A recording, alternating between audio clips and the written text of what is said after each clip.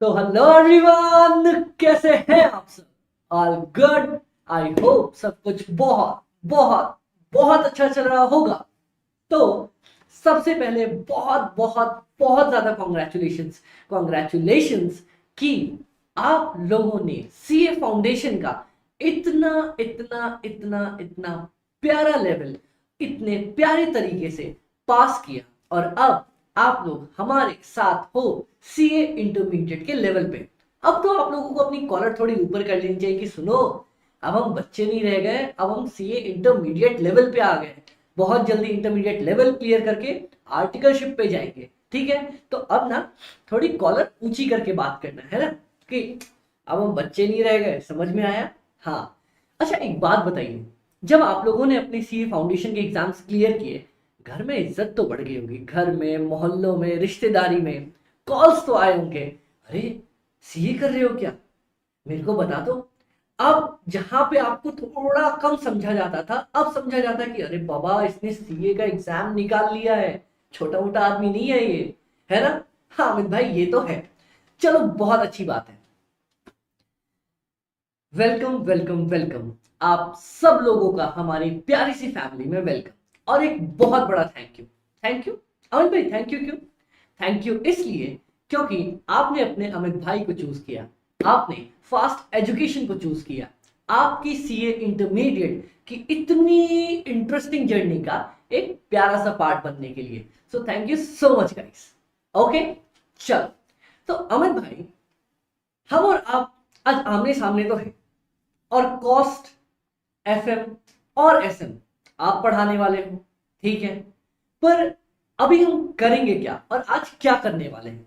तो देखो गाइस, सबसे पहले अभी अपन खुशी के मूड में होंगे, तो शुरू होते ही पढ़ाई तो नहीं करने वाले। पहले ही क्लास से पढ़ाई टेंशन, अरे रुक जाओ रुक जाओ, कोर्स लंबा है, थोड़ी मस्ती करेंगे, थोड़ा मजाक करेंगे, थोड़ा एक दूसरे को जानेंगे, पहचानेंगे, समझेंगे, मेरे पढ़ाने के तरीके आप समझोगे, उसके हिसाब से अपन फिर प्लानिंग करेंगे कि कैसे पढ़ना है, कैसे आगे बढ़ना है।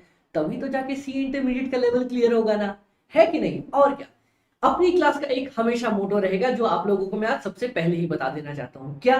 कि एक ही चीज, एग्जाम्स खुशी से दे के आएंगे तो मार्क्स झक मार के अपने पीछे आएंगे। है अमित भाई? टेंशन में पूरे इंटायर कोर्स में कभी मत आना। आपको ये पूरा कोर्स टेंशन में प्रेशर देने की बहुत कोशिश करेगा, लेकिन जो लोग अपना माइंड शांत रख के खुश रहेंगे, वो पक्का बहुत प्यारे तरीके से क्लियर करेंगे। चलो अमित भाई, ज्ञान व्यान तो बहुत हो गया, अब थोड़ा कुछ काम की बातें करें क्या? Okay guys, okay. तो ये कोर्स हम स्टार्ट करने से पहले एक दूसरे को जानना चाहेंगे, है ना? आ जाओ, मैं कुछ अपने बारे में बताता हूं, कुछ आप अपने बारे में बताना। Okay, okay guys. तो आओ, सबसे पहले डन। अच्छा, आप लोगों को एक चीज पता है अमित भाई? क्या आप जब भी कोई अपनी जर्नी स्टार्ट करने जा रहे होते हो ना, कहीं भी जा रहे होते हो, चाहे अभी फाउंडेशन एग्जाम के बाद घूमने गए होगे, या फिर अपने दोस्तों के साथ अगर कभी ट्रिप प्लान करो, तो कुछ चीजें ऐसी हैं जो आपको डन हमेशा पता होनी चाहिए। और मैं हमेशा मानता हूं कि जब मैं भी अपनी जर्नी स्टार्ट करूं तो मुझे ये चीज मालूम होनी चाहिए। अमित भाई, कौन कौन सी चीजें? चलो मैं सबसे पहली चीज बताता हूं। सबसे पहला तो मुझे ये पता होना चाहिए कि बाबा, मेरी एंड डेस्टिनेशन क्या है, मुझे जाना कहाँ है, मुझे पहुंचना कहाँ है। अमित भाई, ये तो बहुत ऑब्वियस सी चीज है ना, सबको पता होगा कि एंड में उनको जाना कहाँ है, एट द एंड पहुंचना कहाँ है। चलो, बहुत अच्छी बात है बाबा, अगर आप जानते हो, सबको एटलीस्ट ये तो पता होना चाहिए। हाँ अमित भाई, दूसरा दूसरा दूसरा आपको ये पता होना चाहिए कि ये जो जर्नी हम करने वाले हैं, क्या ये जर्नी अकेले करेंगे, या इस जर्नी में हमारे साथ हमारी मदद करने के लिए, हमारा मन बहलाने के लिए, हमें हेल्प करने के लिए कोई होने वाला है क्या? तो सेकंड मोस्ट इंपॉर्टेंट थिंग, कि हमारे साथ कौन, हमारा बड़ी, हमारा ब्रदर, कोई होगा क्या जो हमारे साथ जर्नी कंप्लीट करने वाला है? And third most important thing, कि इस इंटायर जर्नी में चीजें क्या क्या होने वाली हैं, क्या क्या सीखने को मिलेगा, क्या क्या समझने को मिलेगा, क्या क्या देखने को मिलेगा, ये भी बहुत इंटरेस्टिंग फैक्ट होता है। तो थर्ड पॉइंट है हमारा, what all are included in the journey. तो गाइस कुर्सी की पेटी बांध लीजिए, मौसम बदलने वाला है। ओके ओके, तो तीन चीजें तो हमें पता चल गई जो हमें डन डन डन हमेशा पता होनी चाहिए कि हमारा डेस्टिनेशन क्या है, हमारे साथ कौन होने वाला है, और इस पूरी जर्नी में क्या क्या चीजें होने वाली है। ओके ओके अमित भाई, अब अगर मैं आपसे कहूं कि आपकी चार्टर्ड अकाउंटेंसी की जर्नी भी कुछ ऐसी ही होने वाली है, तो मेरी बात मानोगे क्या? अमित भाई क्या मजाक कर रहे हो? मजाक नहीं कर रहा, सही बता रहा हूं, बताऊं? चल, हमारा फाइनल गोल, सबसे पहला स्टेप, हमें डेस्टिनेशन पता होना चाहिए। हमारा फाइनल गोल क्या है? चार्टर्ड अकाउंटेंट बनना। आईसीआई से ये पेन देख रहे हो जो हमें मिला है, वो मिलना।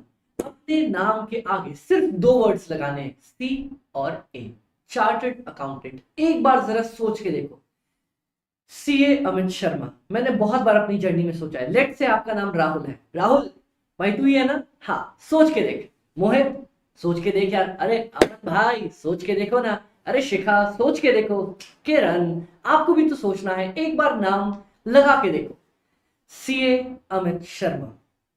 अच्छी फील आई, मजा आया, खुद में थोड़ा जोश जगा। एग्जैक्टली इसी जोश के साथ आगे बढ़ोगे ना तो ये जर्नी कभी भी टफ लगेगी नहीं, लगेगा अरे बाबा अपन है ना, अपन तो इस जर्नी को पार करके रहेंगे। ओके ओके अमित भाई, चलो वेल एंड गुड। तो हमारा एंड गोल क्या है अमित भाई? एंड गोल है चार्टर्ड अकाउंटेंट बनना, अपने नाम के आगे सीए लगाना। ओके, उसके लिए क्या करना होगा अमित भाई? उसके लिए हमें पहले सीए फाइनल्स के एग्जाम क्लियर करने पड़ेंगे। ओके, उसके लिए क्या करना होगा? उससे पहले हमें आर्टिकलशिप कंप्लीट करनी पड़ेगी। Very good. उससे पहले क्या करना होगा अमित भाई? अपने सीए इंटरमीडिएट के एग्जाम्स देने पड़ेंगे ना। डन।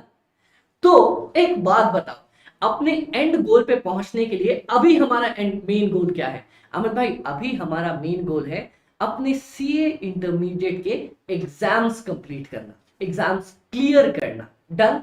हाँ अमित भाई, तो ये है हमारा एंड गोल। बहुत ही अच्छी बात। तो हमारी पहली चीज तो पता चल गई कि बाबा चार्टर्ड अकाउंटेंट बनने के लिए अभी मेरा मेन गोल है सीए इंटरमीडिएट के एग्जाम्स क्लियर करना। अमित भाई अभी फाउंडेशन का पेपर देके आप दोबारा एग्जाम्स पे कर रहे हो, अरे चीजें पता हो तो करने में मजा आता है। डन। ओके। सेकंड, अमित भाई क्या इस जर्नी में हमारे साथ कोई होने वाला है क्या? क्या ये बंदा दिख रहा है क्या बेचारा जो डिग्री पकड़े खड़ा है? ये दिख रहा है, हंसता हुआ नूरानी चेहरा, काली जुल्फे रंग सुनहरा नहीं है, मतलब ठीक है, पर ये दिख रहा है क्या बंदा आपको? हाँ अमित भाई दिख सा तो रहा है। ये इनके हाथ में दिख रहा है क्या? क्या है? हाँ अमित भाई ये डिग्री सी तो कुछ दिख रही है, ये मेरे कॉन्वोकेशन की फोटो है। जरा सोचो यार, आपकी भी ऐसी फोटो खींचेगी, हाथ में डिग्री, चेहरे पे स्माइल, सर के ऊपर टोपी, सामने पेरेंट्स की प्यारी सी नजरें, एक बार सोच के तो देखो। तो ये जो बंदा दिख रहा है वो हूं मैं। I am CA Amit Sharma. I recently qualified my CA final examinations. I had all India rank 30 at CA intermediate level, and I completed my articleship from the KPMG in audit domain and my industrial training from Goldman Sachs in FP&A domain. Amit भाई audit audit audit तो सुना सुना सा लग रहा है, अपना एक सब्जेक्ट भी और हमें पता भी है चार्टर्ड अकाउंटेंट्स ऑडिट करते हैं। ये FP&A, ये अलग से चार पांच कौन से अक्षर बोल गए, आपको पता नहीं क्या? नहीं, चलो मैं बताता हूं। One of the most important reason मेरा ये कॉस्ट एफएम का सब्जेक्ट चूज करने का था, FP&A। अमित भाई ये है क्या, एक बार हल्का सा हिंट दो ना। चलो मैं हिंट देता हूं। आपको ये तो पता होगा कि चार्टर्ड अकाउंटेंट्स ऑडिट करते हैं। हाँ अमित भाई ऑडिट का काम पता है। अकाउंटिंग करते हैं। हाँ अमित भाई अकाउंटिंग का काम पता है। टैक्स से रिलेटेड काम करते हैं। हाँ अमित भाई ये भी हमने सुन रखा है, जीएसटी भरना, इनकम टैक्स, ये सब हमारे चार्टर्ड अकाउंटेंट्स करते हैं। ओके, पर आपको पता नहीं है तीन ऐसे पेपर्स हैं। कौन से मत भाई? Cost, financial management, cost management जिसको हम बोलते हैं, फाइनेंशियल मैनेजमेंट और स्ट्रेटेजिक मैनेजमेंट। ये तीनों अकेले ऐसे सब्जेक्ट्स हैं जो एक चार्टर्ड अकाउंटेंट के लिए बहुत सारे दरवाजे खोल के देते हैं। जैसे अमित भाई आप फाइनेंशियल मैनेजमेंट करके फाइनेंस से रिलेटेड सारे काम कर सकते हो, स्ट्रेटेजिक मैनेजमेंट से रिलेटेड स्ट्रेटेजी प्रिपेयर करने के सारे काम कर सकते हो। मतलब अमित भाई ये जो तीन सब्जेक्ट होते हैं ना, हमें almost equivalent to an MBA stand करवा देते हैं। है ना अमित भाई, क्या बात कर रहे हो? हाँ उनकी स्पेशलाइजेशन होती है फील्ड्स में, but in the terms of knowledge अपन भी कम नहीं होते। किस वजह से? कॉस्ट एफएम एसएम की वजह से। ठीक है अमित भाई, ये तो समझ में आया। अब आप ये बताओ ना एफपी ने क्या था। Okay, FPNA, financial planning and analysis, ये इकलौता एक ऐसा डोमेन होता है ना जहां पे एक बड़ी बड़ी बड़ी बड़ी बड़ी बड़ी बड़ी बहुत ही बड़ी कंपनी, ओके, उनके बजट्स बनते हैं। आपका घर का महीने का राशन का बजट बनता होगा ना, मम्मी बोलती होगी अजी सुनो, पिछली बार 5 किलो चावल लगा था, इस बार त्योहार आ रहे हैं 6 किलो चावल मंगवा लो। पिछली बार घर में 15 किलो चीनी लगी थी, इस बार चीनी कंट्रोल करनी है तो इस बार 12 किलो चीनी मंगवा लो। डन, बजट्स बनते हैं। आपके घर की मुख्यमंत्री प्रधानमंत्री कौन है? मम्मा। ओके, तो आपको क्या लगता है जब आपके घर में बजट्स बनते हैं तो क्या बड़ी बड़ी कंपनी के बजट्स नहीं बनते होंगे? बनते होंगे अमित भाई। तो जो बजट्स बनते हैं, बजट की एनालिसिस करी जाती है, उसकी जो रिपोर्टिंग होती है, उसके जो डेटा बनते हैं, वो सारा काम एक एफपीएनए करता है। और इसमें 3 सब्जेक्ट्स की सबसे ज्यादा नॉलेज रिक्वायर्ड होती है, cost management, financial management, strategic management. Okay Amit भाई, एंड क्योंकि मेरे इंटर लेवल से ये तीनों सब्जेक्ट्स बहुत ही प्यारे थे, इसीलिए मैंने चूज किया था एफपीएनए अपने आर्टिकलशिप के टाइम पे। है अमित भाई? हाँ, तो अमित भाई तीनों मैनेजमेंट के पेपर आपने अपने पास नहीं रख लिए? रख लिए बाबा, अपने को पसंद जो है करेंगे तो वही ना जिंदगी में। ओके अमित भाई। अच्छा अमित भाई, एक और चीज बता दूं। हाँ हाँ, पूछ लो पूछ लो पूछ लो।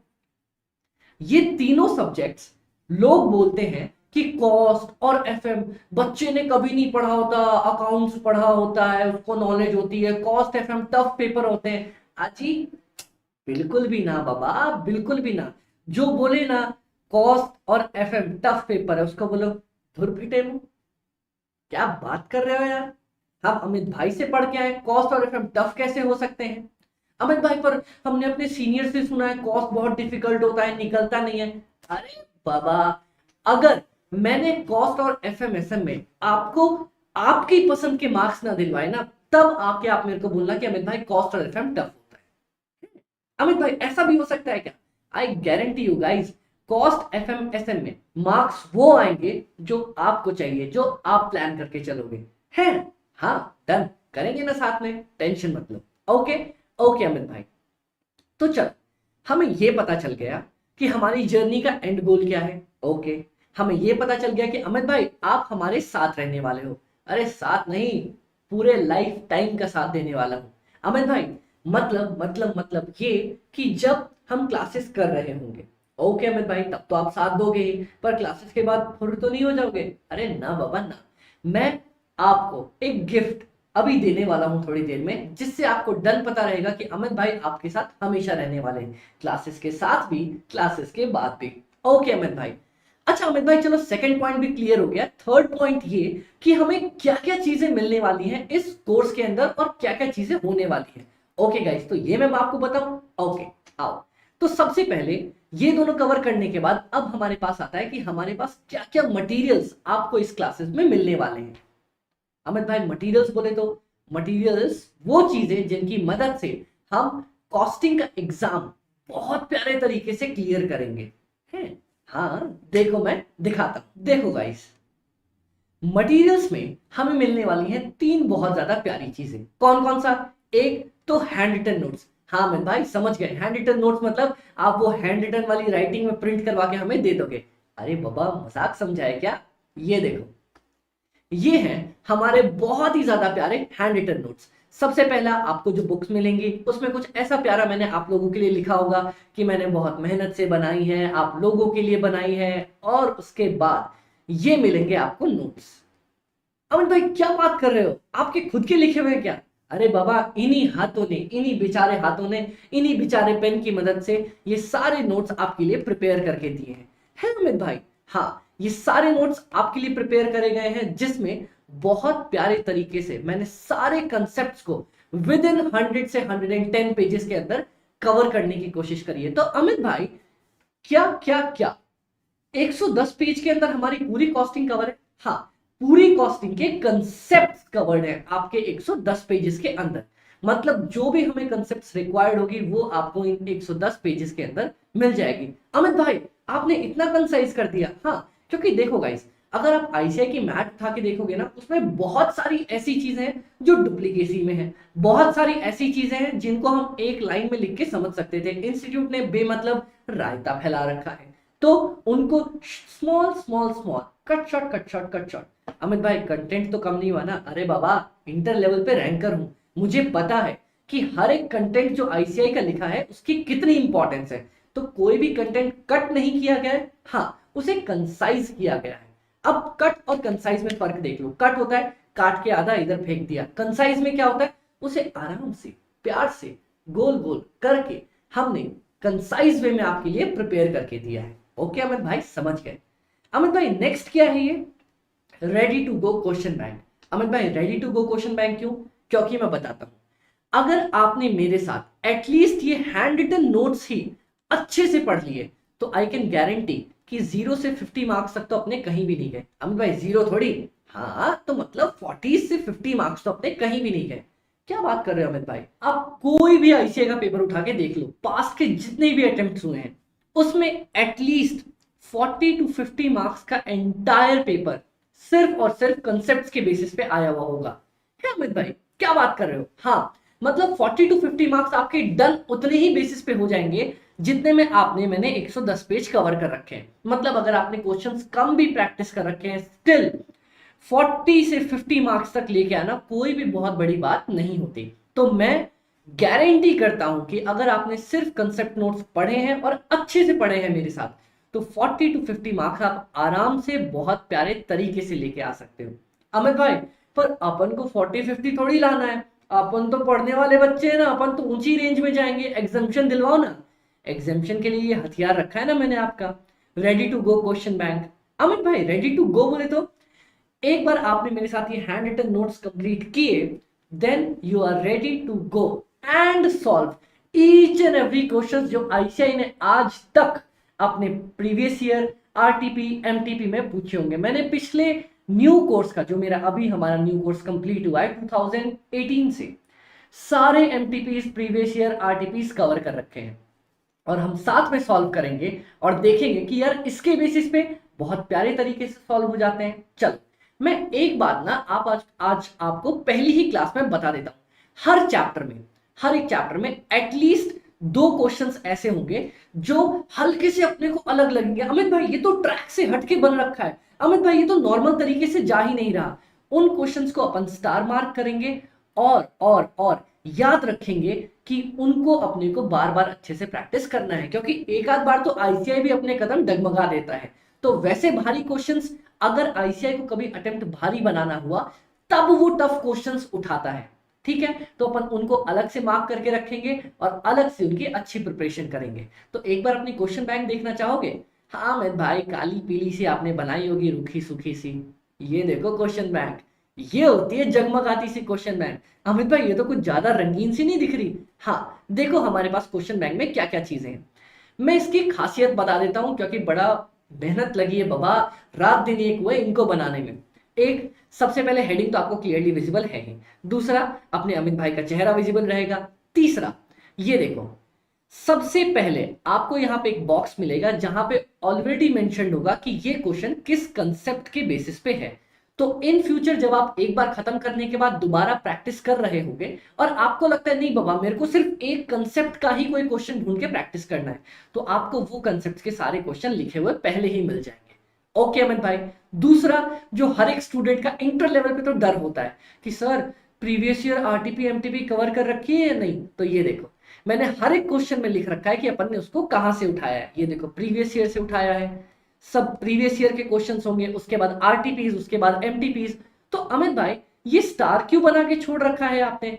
ये स्टार मेरे स्टार्स के लिए है, आप लोगों के लिए है। अमित भाई बोले तो मान लो आपने ये पूरा क्वेश्चन प्रैक्टिस किया, उसके बाद आपको लगा कि अमित भाई यार इस वाले पॉइंट पे ना अपने को दिक्कत आ रही है, बाकी पूरा क्वेश्चन बन जा रहा है, तो यहां पे लिख दो कि मेरे को इस पर्टिकुलर पॉइंट में दिक्कत आ रही है बस। तो नेक्स्ट जब आप प्रैक्टिस करने लगोगे तो आप क्या करोगे, क्वेश्चन अपनी कंसेप्ट उठाओगे और यहां से सिर्फ जो पॉइंट में दिक्कत है उसको कवर कर लोगे। तो ये स्पेस आपके लिए दे रखी है। इतनी क्रिएटिव तरीके से मैंने बुक्स बनाई क्योंकि जब मेरे को लगता था ना, मैंने इंटर और फाइनल सभी दिए, मेरे को लगता था कि मेरी क्वेश्चन बैंक जैसी बननी चाहिए, जैसी होनी चाहिए थी, वैसा मैंने बनाया है। डन। हाँ, बहुत मेहनत लगी है, तो अगर आप लोगों को ये क्वेश्चन बैंक भी पसंद आए तो एक बार मेरे को पिंग करना कि अमित भाई मजा आ गया क्वेश्चन बैंक देख के। Okay, done guys, done. चलो, तो वापस अपने ट्रैक पे आते हैं। तो अपने को ये पता चल गया कि हैंड रिटन नोट से 40 से 50 मार्क्स कवर हो सकते हैं। अब रेडी टू गो की बता दो अमित भाई, अगर आपको 51 से लेके नेक्स्ट 80s तक की रेंज में आना है तो आपके लिए है आपकी ready to go question bank. अच्छा अमित भाई, तो 20 नंबर किधर चले गए? आपको ये नहीं पता क्या कि आईसीआई ने न्यू कोर्स में एमसीक्यूज लॉन्च कर दिए हैं। हाँ अमित भाई, 30 नंबर के तो एमसीक्यू है ही, प्लस थ्योरी भी आईसीआई पूछता ही है। हाँ अमित भाई, ये भी अपने को पता है। तो ये देखो, अगर आपको 81 से लेके 100 तक की रेंज में, अमित भाई 100 मार्क्स थोड़ी आते किसी के, जरा पास्ट अटेम्प्ट उठा के देखो। बहुत सारे स्टूडेंट्स ने कॉस्टिंग में ही 100 आउट ऑफ 100 सिक्योर कर रखा है, और मैं डन चाहता हूं कि आप लोगों में से कोई ना कोई तो वो पहला जरूर बने, फिर दूसरा बने, फिर तीसरा, फिर चौथा, फिर अब लाइन लगा दे उन स्टूडेंट्स की जो 100 आउट ऑफ 100 लेके आएंगे, 90s में लेके आएंगे, 80s में लेके आएंगे। देखो गाइस, 50s और 60s में लेके आने वाले आप लोग बहुत सारे बनने वाले हो, मैं खुद जानता हूं, क्योंकि जो मेहनत मैंने इतने पे करी है और इतने पे करी है, आपको डन 50s और 60s की रेंज में लेके आएगी। पर मैं चाहता हूं कि आप कभी 60s तक की प्लानिंग मत करो, आप प्लानिंग करो 60 क्यों, 80s क्यों नहीं, 80 क्यों, 90s क्यों नहीं। हम धीरे धीरे धीरे धीरे अपना लेवल बढ़ाते हुए चलेंगे, और उसके बाद एट द एंड जब एग्जाम देंगे तब अपने को पता रहेगा कि बाबा मैं इस रेंज में नहीं, इस रेंज में, इस रेंज में नहीं, इस रेंज में, इनमें फॉल करता हूं। डन। ओके अमित भाई, तो ये है एंटायर मटेरियल जो आपको प्रोवाइड किए जाएंगे, और उसके बाद लास्ट में आपको मिलेगी एमसीक्यू बुक, जो मैंने बहुत प्यारे तरीके से बनाई है, अगेन कलरफुल है, और थ्योरी, इसमें थ्योरी क्वेश्चंस आपको मिलेंगे एंटायर आईसीआई के ही कवर किए गए। ओके अमित भाई, अब जरा बैच की भी डिटेल्स बता दो ना। ओके, तो सबसे पहला पार्ट 100% मैंने आईसीआई कवरेज कर रखी है। देखो, जब मैं स्टूडेंट था ना, मुझे भी सबसे ज्यादा डर होता था कि क्या मेरे मटेरियल में आईसीआई का 100% मटेरियल कवर्ड है या नहीं है। इसीलिए एटलीस्ट मैं तो वो गलती नहीं करूंगा कि आईसीआई का पूरा मटेरियल कवर ना करूं। जो जो आईसीआई ने लिखा है वो हमने आपको दे रखा है। ओके ओके अमित भाई, और हमारी बैचेस होंगी 150 से लेके 160 आवर्स तक की। 75 लेक्चर्स होंगे आपके, हर एक लेक्चर 2 घंटे का। पर अगर कोई लेक्चर थोड़ा बहुत ऊपर नीचे हो गया तो अपने अमित भाई को डांटोगे तो नहीं ना? नहीं अमित भाई, आप पे गुस्सा नहीं करेंगे। ओके डन, चलो वेरी गुड। अब नेक्स्ट हम देखते हैं 75 लेक्चर्स, हर एक लेक्चर्स 2 घंटे के, तो 150 से लेके 160 आवर्स में कंप्लीट होगी। ओके, प्लस आपको एक गिफ्ट जो मैंने प्रॉमिस किया था वो होगा हमारी साइड से 5 यूनिट टेस्ट और 3 full test. Unit test Amit भाई क्या होगा? जैसे मैंने 2-3 चैप्टर्स का मिला के एक टेस्ट बनाया है, तो जैसे ही आप वो चैप्टर्स कंप्लीट कर लोगे, आप आराम से घर पे बैठ के टेस्ट दे सकते हो। हम आपको उसकी सॉल्यूशन की भी प्रोवाइड करेंगे, आप खुद से इवैल्यूएट भी कर सकते हो कि अमित भाई अच्छा इसकी जगह ये होना चाहिए था, ये गलती थी। आप इवैल्यूएट करोगे, मेरे से पूछोगे कि अमित भाई यहाँ पे मेरे मार्क्स मैंने काटे तो सही, लेकिन क्या मैं ऐसा कर सकता था? तो वो बताने के लिए आपके अमित भाई बैठे हैं ना यहाँ पे। अमित भाई कैसे बताओगे? ये देखो, आपके लिए एक और बहुत प्यारा गिफ्ट। क्या मैंने आपको बोला था आपके अमित भाई हमेशा आपके लिए अवेलेबल रहेंगे? हाँ अमित भाई, तो ये देखो, सबसे पहला ये है हमारी Telegram ID fast cost FM by AB, same name से हमारा YouTube fast cost FM by AB, जहां पे शायद आपने लेक्चर्स देखे होंगे या फिर आप अभी गूगल ड्राइव पे देख रहे होंगे। तो सबसे पहला काम जो आपको अभी जस्ट करना है ये सुनने के बाद, फटाफट से YouTube पे जाओ, fast cost FM by AB search करो और फटाफट से सब्सक्राइब करो ना गाइस, क्योंकि वहां पे बहुत ही प्यारे प्यारे कंटेंट्स आपको मिलने वाले हैं। रिविजन्स मिलेंगे आपको, एबीसी के शॉर्ट्स मिलेंगे। एबीसी अमित भाई ये क्या है? अमित भाई के कंसेप्ट्स, मैंने एक बहुत प्यारा स्कीम और आइडिया निकाला है जिसमें मैं आपको बड़े बड़े टफ कंसेप्ट्स को 1 मिनट के अंदर छोटे से तरीके से मस्ती से रिवाइज करवा के देता हूं। तो वो है हमारा एबीसी अमित भाई के कंसेप्ट्स, वो आपको मिलेंगे YouTube पे। और मैं कोई भी वीडियोस इंटरेस्टिंग क्लास की डालूंगा वो आपको मिलेगी। और अमित भाई ये टेलीग्राम आईडी, जो भी मैं नोट्स अपलोड करूं या कोई भी इंफॉर्मेशन आपको देनी हो तो वो आपको मिलेगी इस टेलीग्राम पे। तो फटाफट से जाओ और इस टेलीग्राम चैनल को भी ज्वाइन करो और YouTube पे सब्सक्राइब करो। इसके अलावा अगर आप चाहो तो मुझे इंस्टा पे फॉलो कर सकते हो, जहां पे हम थोड़ी बहुत मस्तियां करते हैं। और इन सब के अलावा ये है मेरा पर्सनल व्हाट्सएप का नंबर, अमित भाई आपको पर्सनल, हाँ चाहो तो अभी पिन करके देखो, मैसेज मुझे मेरे को इसी फोन पे मिलने वाला है, ठीक है। ओके अमित भाई, तो ये नंबर हम कॉल करके आपको परेशान करें क्या? नहीं देखो, हमारा मोस्ट ऑफ द काम तो टेलीग्राम से ही होगा। जो भी doubts with in that day, I guarantee आप जो डाउट्स पूछोगे मैं उसी दिन के अंदर आपको सॉल्व करके दूंगा। विद इन 1 आवर्स तो मैं सोचता हूँ कि मैं 1 घंटे में रिप्लाई कर दूं, बट इन केस अगर बिजी रहा तो स्टिल उस एक दिन के अंदर अंदर ही आपको आपका रिप्लाई मिलेगा। आप जब भी पढ़ रहे हो, रात के 9 बजे पढ़ रहे हो, अमित भाई कंसेप्ट समझ में नहीं आई, मेरे को पिंग डाल दिया, मैं देख के रिप्लाई कर दूंगा। और कभी भी ऐसा हो कि आपको इन सब के अलावा कुछ ऐसा लगे कि अमित भाई बहुत बड़ी दुविधा आ गई है, पर्सनल लेवल पे कोई डाउट है, फैमिली में कोई प्रॉब्लम है, समझ नहीं आ रहा किस बड़े भाई से बात करूं, तो आपका अमित भाई आपके साथ है ना। ये मेरा व्हाट्सएप नंबर है, आप चाहो तो इस पे मेरे को पिंग करो। कॉल करने का थोड़ा सा अवॉइड करना, क्योंकि कॉल में क्या होता है ना कि कभी कभी मैं बिजी रहा, क्लास में रहा, अटेंड नहीं कर पाया।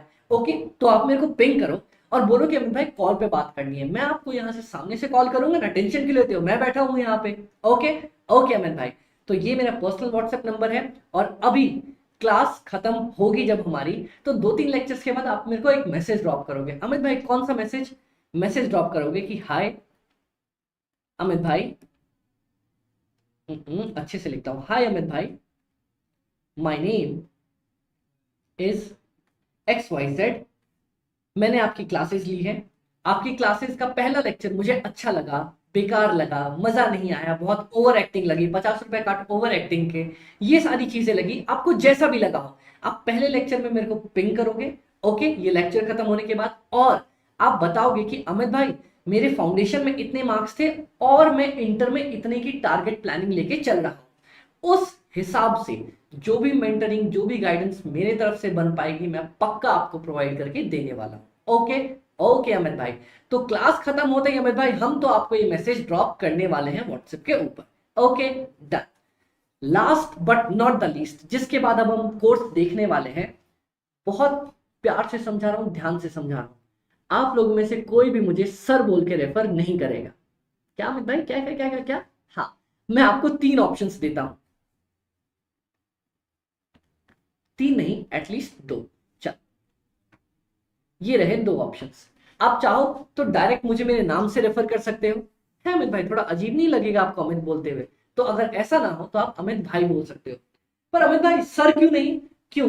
क्योंकि जब आप कॉर्पोरेट्स में जाओगे ना, जब आप बिग फोर्स वगैरह में जाओगे, वहां पे सर का कल्चर नहीं है, हम किसी सीनियर को भी सर बोल के रेफर नहीं करते। इनफैक्ट मेरे फर्स्ट डे पे मुझे सिखाया गया था, एक 60 इयर्स के पार्टनर थे, वो मेरे को बोलते कि तू मेरे को नाम से रेफर कर।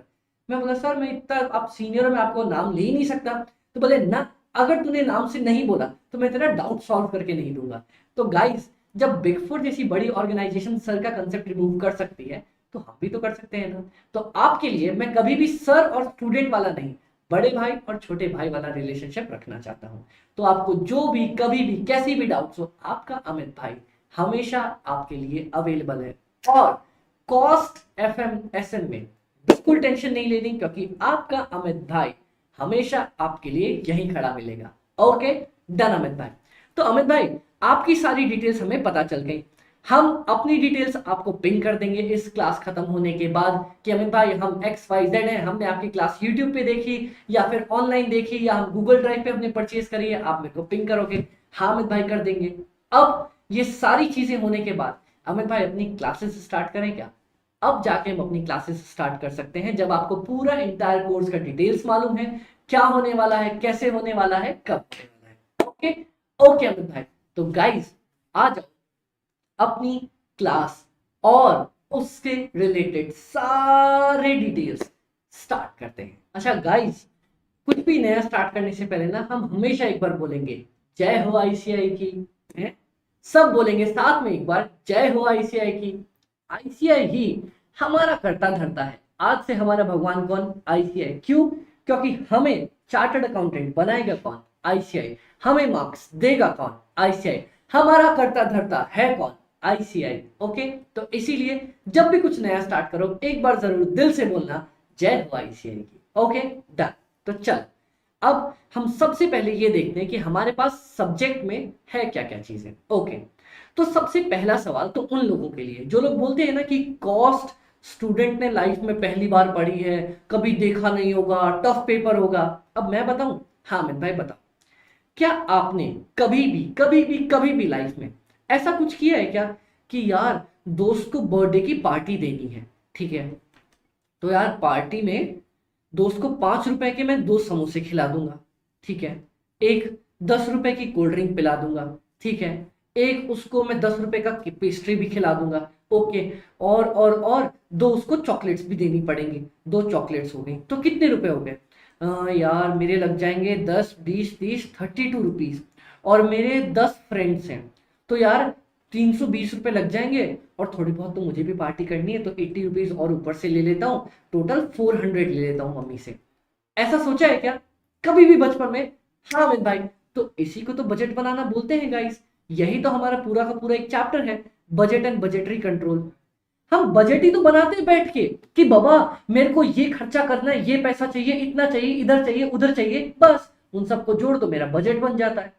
तो अमित भाई ये तो हमने पढ़ रखा है, मैं भी तो वही कह रहा था। अच्छा ये बताओ, क्या बैठे बैठे कभी आपने ये नहीं सोचा, अरे यार अपन जिस स्कूल में पढ़ रहे हैं, अपन एक बच्चे फीस दे रहे हैं महीने की 1000 रुपए, तो साल भर के हो गए 12,000 बच्चे, अपनी क्लास में है 100 बच्चे, तो यार 12,000, 1,20,000, 12 लाख रुपए तो हर महीने, हर साल हमारी क्लास से ही कमा लेता है स्कूल। और ऐसी ऐसी 12 लाख करके टोटल 10 क्लासेस है अपनी स्कूल में। बाप रे बाप, एक साल का 1,20,00,000 रुपए कमा लेता है। अरे बाप रे बाप, हमारा स्कूल इतना कमा रहा है। फिर आप सोचते हो अरे नहीं नहीं, थोड़ा बिजली पानी का खर्चा भी जाता है, थोड़े टीचर्स के भी खर्चे जाते हैं, कट कुटा के इंस्टीट्यूट 40-50 लाख रुपए तो कमाता ही होगा। तो गाइस कभी अगर कभी भी जिंदगी में आपने ऐसा कुछ प्लान बनाया है, या फिर हमारे कोचिंग इंस्टीट्यूट्स का ही बनाया हो कि बाबा हमसे एक बैच के ये लोग 15,000 रुपए ले रहे हैं, ठीक है, टोटल अगर मान लो ये लोग 100 बच्चे भी पढ़ाते हैं तो हो गए 15 लाख रुपए, इनको पढ़ाने के क्या ही खर्चे आते होंगे, टोटल खर्चे मर्चे 3-4 लाख रुपए काट भी लो, फिर भी 12 लाख रुपए की कमाई। क्या ऐसा कभी निकाला है क्या? हाँ, तो इसी को तो दोस्तों अपन बोलते हैं ना सर्विस कॉस्टिंग। मतलब जो लोग सर्विसेज प्रोवाइड करते हैं उनकी कॉस्ट निकालना, सर्विस कॉस्टिंग। अच्छा अमित भाई ऐसा क्या? हाँ, मान लो कभी आपने जिंदगी में ये सोचा है कि सुनो सुनो, क्या होता है ना, ये जो मैं सामान बनाने जा रहा हूँ इसमें मुझे 2 रुपए का मटेरियल लगेगा, कुछ मेरे को लगेगा मजबूत सामान। मान लो अगर आप अपना क्या बनाने जा रहे हो, आपको टेबल बनवाना है घर पे, ठीक है, आपने कभी सुना होगा पापा के साथ डिस्कस होते हुए, सुनो ना यार घर पे दरवाजा लगवाना एक बड़ा सा, ठीक है, तो 10,000 रुपए का तो दरवाजा ही आएगा, ठीक है, 2,000 रुपए मिस्त्री लेगा उस पे पलाई वो करने के, पलाई लगाने के, उसको नट पेच से कसने के, हाँ अमित भाई, और थोड़ी बहुत हथौड़ी वथौड़ी के भी खर्चे आ जाएंगे, जैसे 500 रुपए। हाँ, तो क्या ये कभी आपने सुना है? हाँ अमित भाई, तो इसी को तो बोलते हैं कॉस्ट शीट। मेरे काम में जो भी कॉस्ट लगा हो, मटेरियल, लेबर, उसके बाद एक्सपेंसेस, उनको जोड़ के दिखाना है। हाँ ये देखो, सबसे इंपॉर्टेंट और पहला चैप्टर जो मैं आपको पढ़ाने जा रहा हूं वही तो है कॉस्ट शीट। अमित भाई तो मतलब कॉस्टिंग तो हमने पढ़ रखा है। वही तो मैं कहना चाह रहा हूँ, कॉस्टिंग आप लोगों ने पढ़ रखा है। सबसे पहले देखो हमारे पास सिलेबस में क्या है। सबसे पहला है introduction to cost and management accounting, जिसमें कॉस्टिंग के बारे में थ्योरी दी हुई है। ठीक है अमित भाई, ये थ्योरी वाले पार्ट पे पढ़ेंगे। उसके बाद है मटेरियल कॉस्टिंग, मतलब जो भी मेरा हार्ड मजबूत सामान, मटेरियल का मतलब तो बचपन से अपन जानते हैं ना, जो भी हार्ड मजबूत सामान अपन यूज करते हैं उसको मटेरियल बोलते हैं। उसके बाद एम्प्लॉय एंड लेबर कॉस्ट, जो भी मेहनत कर रहे हैं, मजदूरी कर रहे हैं, ए रद्दी कबाड़ी वाला सुना है कभी? वो बेचारा घूम घूम के मेहनत कर रहा है, अपनी क्या कर रहा है, एफर्ट्स डाल रहा है। तो ये जो मेहनत है, इसके लिए जो उसको पैसे मिलते हैं उसको बोला जाता है एम्प्लॉय कॉस्ट। ऑफिस में बड़े बड़े लोग जिसको हम कॉर्पोरेट मजदूर बोलते हैं, बोलना नहीं चाहिए, बेचारे मेहनत कर रहे हैं, पर उनको कॉर्पोरेट मजदूर बोलते हैं। और वो लोग जो मेहनत कर रहे हैं वो भी एम्प्लॉय के अंडर में आता है। जो भी अपनी पर्सनल सर्विस प्रोवाइड कर रहा है, अपनी मेहनत, अपनी मजदूरी दे रहा है, उसको बोलते हैं एम्प्लॉय या labour cost. Done done Amit भाई। उसके बाद ओवरहेड्स पढ़ाऊंगा। उसके बाद एक्टिविटी बेस्ड कॉस्ट, अलग अलग एक्टिविटी की अलग अलग कॉस्ट। बोले तो अमित भाई देखो, आप कोई भी प्रोडक्ट बना रहे हो, ठीक है, हाँ अमित भाई बना रहे हैं, एक डिपार्टमेंट में उसका अलग काम हो रहा है, हाँ, फिर उसका पैक हुआ, पैकेजिंग हुई, हाँ अमित भाई। फिर मान लो उसकी असेंबली हुई, पार्ट पार्ट पार्ट को जोड़ा, हाँ अमित भाई। तो हर एक एक्टिविटी में जो जो मेरी कॉस्ट लगी ना उसको बाइफरकेट करना, एक्टिविटी बेस्ड कॉस्टिंग में बोलूंगा। ठीक है अमित भाई। उसके बाद सिंगल यूनिट की कॉस्ट निकालना, एक जॉब की कॉस्ट निकालना, प्रोसेस कॉस्टिंग। अमित भाई प्रोसेस कॉस्टिंग, अगर मान लो कोई भी हमारा प्रोडक्ट बहुत सारी प्रोसेस से होके गुजरता है ना, जैसे अमित भाई, जैसे चीनी की बात कर लूं, सबसे पहले गन्ना होता है, गन्ने से रस निकाला जाता है, उससे गुड़ बनाया जाता है, गुड़ से चीनी बनाई जाती है, तो बहुत सारी प्रोसेस से होके वो गुजरता है। हाँ अमित भाई। तो वहां पे काम आता है मेरा कि अमित भाई हर एक प्रोसेस पे मेरा कितना खर्चा आया, तब मैं पढ़ूंगा प्रोसेस कॉस्टिंग। ठीक है अमित भाई। Joint product, by product. Amit भाई कभी आपने देखा है कि जब पेट्रोल निकलता है, कच्चा तेल पेट्रोल जब निकलता है तो उससे बहुत सारी चीजें निकलती हैं। पेट्रोलियम अलग निकलता है, वैसलीन अलग निकलती है, और एक्स वाई जेड बहुत सारे प्रोडक्ट निकलते हैं। हाँ, तो जब एक प्रोडक्ट से बहुत बहुत बहुत सारे प्रोडक्ट बनने लग जाए तो उसको बोलते हैं जॉइंट प्रोडक्ट। ठीक है। ओके अमित भाई, ये भी अपन एक अलग चैप्टर में पढ़ेंगे। ये सारी चीजें कंप्राइज करके हमारा 100 नंबर का कॉस्ट एंड मैनेजमेंट अकाउंटिंग का एग्जाम बनता है जो अपन पढ़ेंगे।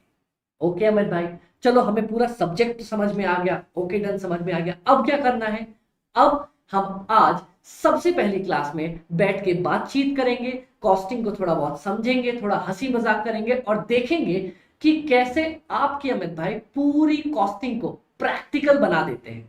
क्या क्या क्या अमित भाई, आपने अपने साइंस के स्टूडेंट से सुना होगा कि अरे यार हम प्रैक्टिकल्स करके देखते हैं, हम एक्सपेरिमेंट ऐसे ऐसे करके समझते हैं। तुम क्या समझते होगे? आपके अमित भाई आपको कॉमर्स क्लासेस में भी सब कुछ प्रैक्टिकली करके दिखाएंगे। है अमित भाई, क्या बात कर रहे हो? देख लेना, हर एक क्लास में कुछ ना कुछ अपन मजा करेंगे साथ में। Okay done. तो अब हम अपना मेन कॉस्टिंग का पार्ट स्टार्ट करें क्या? हाँ अमित भाई, अब हम स्टार्ट कर सकते हैं। आपको डिटेल्स पता चल गई? हाँ। चैप्टर्स पता चल गए? हाँ। मार्क्स पता चल गए, 100 मार्क्स? हाँ। अब हम देखेंगे सबसे पहला introduction to cost and management accounting, जिसमें मैं आपको कॉस्टिंग के बारे में थोड़ी बहुत चीजें बताऊंगा जो मेरा बेस बनेगा आगे आने वाले हर एक चैप्टर के लिए। Okay done. तो गाइस, आज की जो क्लास है ना पूरे कॉस्टिंग एंड मैनेजमेंट की बेस होने वाली है। तो आज की क्लास हम आपको YouTube पे प्रोवाइड करके दे रहे हैं ताकि आप जितने अनलिमिटेड टाइम्स देखना चाहो देख लो, क्योंकि ये हमारा बेस बनने वाला है और बहुत ही प्यारे तरीके से हम इसमें डिटेल में कॉस्टिंग समझेंगे और देखेंगे कैसे मेरा आगे आने वाला हर एक चैप्टर इसी लेक्चर में से निकल के निकलेगा। ओके ओके अमित भाई, अगर आप इतनी कॉन्फिडेंस से बोल रहे हो तो आओ मिलके देखते हैं। तो गाइस तैयार हो जाओ, आ रहा है आपकी स्क्रीन के ऊपर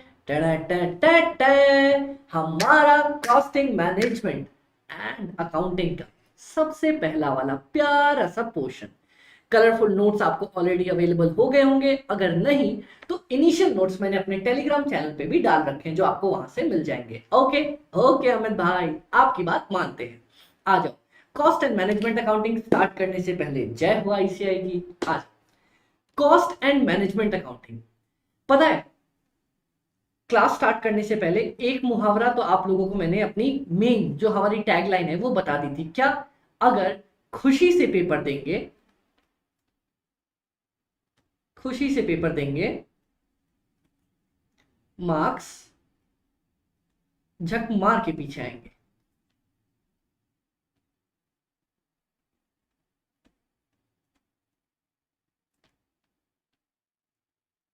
ओके हाँ अमित भाई डन। दूसरी मैं बहुत बार यूज करने वाला हूं, क्या? अंग्रेजों ने अंग्रेजी ऐसी बनाई है कि हर एक वर्ड के अंदर ही उसका मतलब छुपा के रखा है। क्या अमित भाई, क्या कहना चाहते हो? ये देखो, दूसरी चीज तो मैं आपको प्रूव करके दिखाता हूं। आ जाओ। परफेक्ट स्क्रीन विजिबल है? हाँ अमित भाई परफेक्टली विजिबल है। Okay done done done. हाँ अब देखो, कॉस्ट एंड मैनेजमेंट अकाउंटिंग, इसमें तीन चार शब्द अपने आप नहीं निकल के आ रहे। कौन सा? एक तो पहले कॉस्ट, ठीक है, एक मैनेजमेंट, हाँ, फिर एक कॉस्ट मैनेजमेंट, हाँ, फिर एक उसके बाद कॉस्टिंग। है अमित भाई इतनी सारी चीजें एक टर्म में से? हाँ। अब समझो हर एक का क्या मतलब है। कॉस्ट, एक्चुअल और नॉशनल एक्सपेंडिचर इनकर्ड और मैं जरा इसको बड़ा ही कर लेता हूं। हाँ, ये लो, एक्चुअल और नॉशनल एक्सपेंडिचर इनकर्ड और एट्रीब्यूटेबल टू स्पेसिफिक प्रोडक्ट और द एक्टिविटी। है अमित भाई, ये क्या कहना चाह रहे हो? बोले तो मेरी बात सुनो, क्या मतलब है इसका और हर एक वर्ड का। आज तक आप लोगों ने अकाउंटिंग में क्या पढ़ा है अमित भाई? अकाउंटिंग में हम आज तक पढ़ते आए हैं जो भी मेरे खर्चे हुए हैं ना, जैसे मान लो मैंने इसको 10 रुपए दे दिए, मैंने ये मटेरियल खरीदने के 20 रुपए दे दिए, मैंने लेबर को मान लो 100 रुपए दे दिए, या कुछ भी किसी भी चीज के मैंने पैसे दे दिए, उसको मैं कॉस्ट मानता हूं। आज तक आप लोग क्या बोल रहे थे कि अगर मैंने पैसा दिया या फिर पैसा देना है, ठीक है, अगर मैंने पैसा दिया या पैसा देना है, ठीक है, दोनों केसेस में क्या होता है, इसको अपन एक्सपेंसेस बोलते थे। हाँ, क्या? कैश पेड और टू बी पेड। कई बार ऐसा होता है कि मैं कैश दिया नहीं है, मैंने उसको पैसे दिए नहीं है, पर देना है, ठीक है। हाँ अमित भाई, तो इस दोनों केसेस में अपन इसको खर्चे मानते थे। हाँ अमित भाई, कॉस्टिंग में इसके अलावा, ये तो खर्चे हैं ही हैं, इसके अलावा एक नया खर्चा जुड़ा है। क्या अमित भाई? हाँ, जिसको बोलते हैं नॉशनल एक्सपेंडिचर है। हाँ, जिसको बोलते हैं अपॉर्चुनिटी कॉस्ट है। हाँ, कभी कभी शायद आप लोगों ने इकोनॉमिक्स में भी भूले भटके पढ़ा होगा, पर मैं अज्यूम करता हूं नहीं पढ़ा। अपॉर्चुनिटी कॉस्ट क्या होती है, ध्यान से सुनना। कई बार अपॉर्चुनिटी कॉस्ट के लिए ना, मैं आपको एक बहुत प्यारा डायलॉग देता हूं। क्या? पैसे का ना आना भी पैसे का जाना है। क्या अमित भाई, क्या बोल रहे हो? सुनो, मेरे पास ना एक घर था मेरा। ओ घर बने मेरा तुम्हारा प्यारा सा यारा।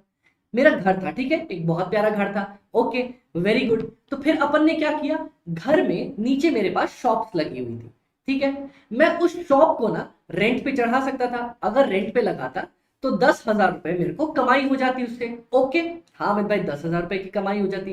पर पता है मैंने क्या किया? क्या किया अमित भाई आपने? मैंने उस दुकान को खुद के लिए ओपन कर लिया। मतलब मैंने किसी को रेंट पे नहीं दिया, तो क्या किया, मैंने उसमें खुद अपनी एक दुकान चढ़ा दी। ओके अमित भाई, तो अब बताओ मेरा खर्चा कितना? आप लोग सोचो, तब तक मैं एक चाय की चुस्की मारता हूं। सोचो जरा।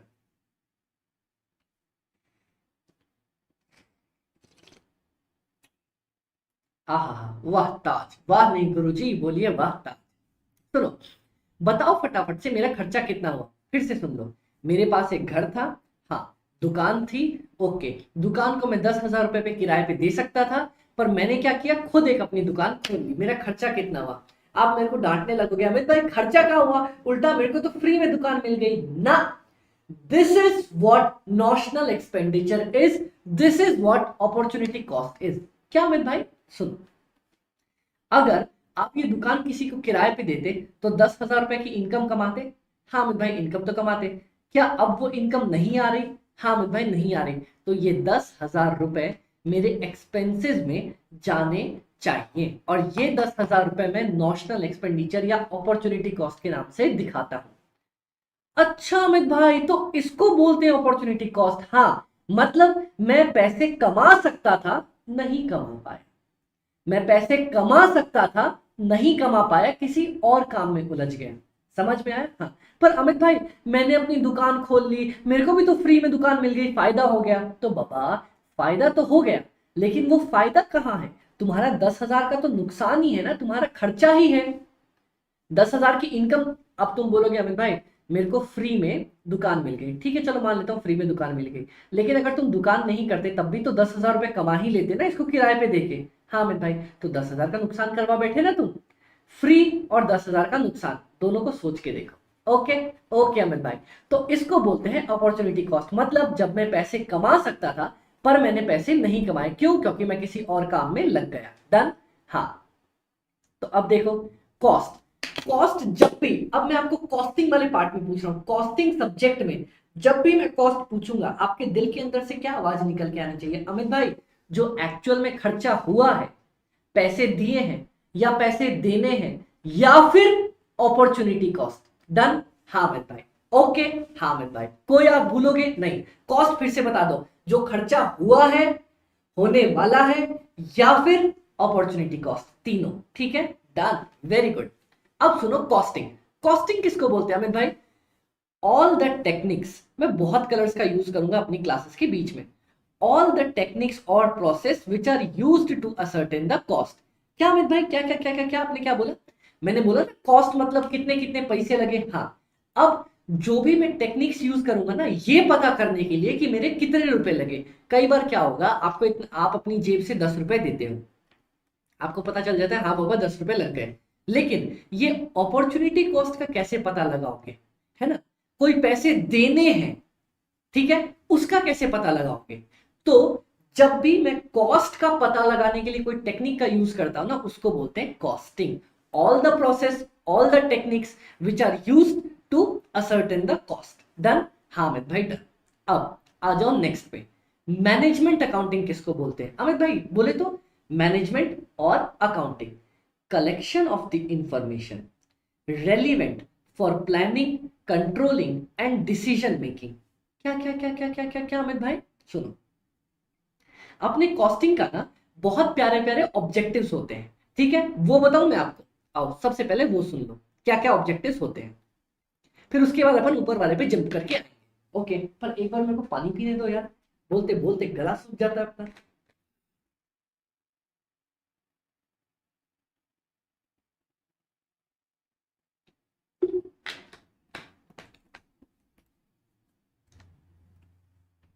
चलो अमित भाई चले, चलो अब आप लोग मेरे को बताओ objectives of the cost management. ठीक है, ऑब्जेक्टिव्स क्या है, मतलब मैं कॉस्ट मैनेजमेंट सब्जेक्ट जो पढ़ रहा हूं इसका काम क्या है?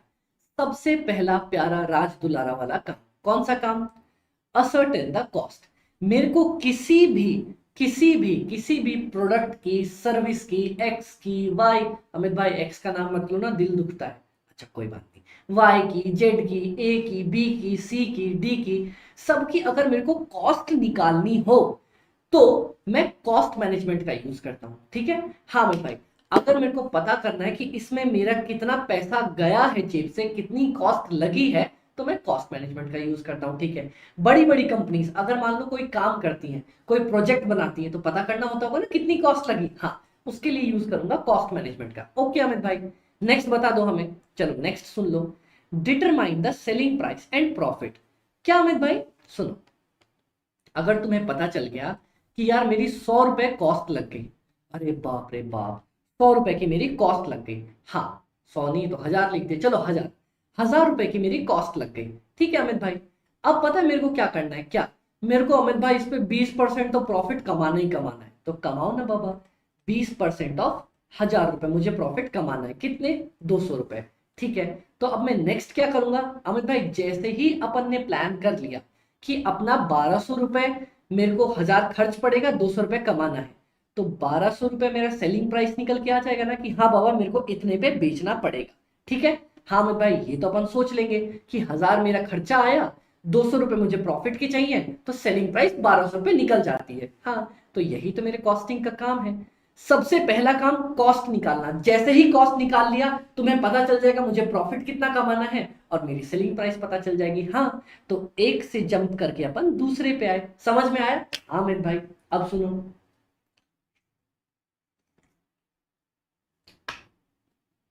वाह क्या बात है, कितना अच्छा लगता है ना क्लास में से बैठे रहना और चाय की चुस्की लेते रहना और पढ़ाते रहना। पता है एक टाइम था जब हम भी कैमरे के उस साइड हुआ करते थे, हम पढ़ रहे होते थे, सर ऐसे चुस्की लेते थे और हम जलते थे कि अरे यार सर, आप तो एकदम मजे जिंदगी जी रहे हो, अब वही जिंदगी हमें जीने को मिल रही है। मजा नहीं है, मेहनत बहुत है, लेकिन हाँ आप लोगों से इंटरेक्ट करने में ना ऐसे बहुत खुशी मिलती है। ओके, चल अमित भाई अब ये बताओ ना कॉस्ट कंट्रोल किसे कहते हैं? ओके, ओके, चल, determine selling price and profit, उसके बाद कॉस्ट कंट्रोल। फिर से वापस इसी पे आ जाते हैं। अमित भाई बहुत लिखते हो आप, क्या ये सब हम भी लिखें ना? मैंने आपको जो नोट्स दे रखे there are more than sufficient, पर फिर भी आपको लगे कि अमित भाई मेरे को स्क्रिबल करना है, घसना है, कुछ करना चाहते हो तो लिख सकते हो। एक पतली सी कॉपी रखो 10 20 50 पेज की, उसमें कुछ करना चाहो कर सकते हो, या फिर मैंने नोट्स के बगल में ही बहुत ज्यादा स्पेस छोड़ रखी है तो आप वहां भी यूज कर सकते हो। ओके, ओके, अब सुनो, ये हो गया। हाँ, अब इनके अलावा नेक्स्ट चीज क्या है मेरे पास कि सुनो, 1000 रुपए मेरे खर्चे आ गए और पता है आपने जैसे ही बताया ना कंपनी के मालिक को कि सर 1,000 रुपए खर्चा आ गया, बोलते बाप रे बाप, अरे मोरी दैया, ये क्या कर दिया तुमने, लुटिया डुबो दी। 1,000 रुपए का खर्चा, इतना खर्चा तो नहीं बाबा, मेरी जेब इतना मेरे से नहीं होगा, ना ना मैं उठ के जा रहा हूँ, मैं जा रहा हूँ। अरे रे रुको रुको रुको रुको, मालिक ऐसे बोलेगा कि अब मेरे से तो ना हो रहा, मैं उठ के जा रहा हूँ। 1,000 रुपए का खर्चा बहुत ज्यादा खर्चा होता है, कैसे भी करके मुझे ये खर्चा 800 रुपए पे रखना ही रखना है। तो अब देखो, जब आपको पता चल जाता है कि आपकी कॉस्ट 1,000 रुपए है, ठीक है, तो आपको अब ये भी पता चल जाता है कि बाबा इतने पैसे में नहीं दे सकता। मैं कितने दे सकता हूं अमित भाई, मैं दे सकता हूं सिर्फ 800 रुपए। तो मुझे ये भी पता चल जाएगा कि बाबा अब मुझे अपनी कॉस्ट को कंट्रोल करना पड़ेगा, मैं 800 रुपए से ऊपर जाने नहीं दे सकता अपनी कॉस्ट को। ठीक है अमित भाई, ये तो समझ में आया। अब इसी से एक मिलता जुलता टर्म है कॉस्ट रिडक्शन। है है है, ये क्या बोल दिया अमित भाई। अब सुनो, कॉस्ट कंट्रोल और कॉस्ट रिडक्शन खुद भी ही एक बहुत इंटरेस्टिंग कंसेप्ट है। आज cost control versus cost reduction, ठीक है, ओके।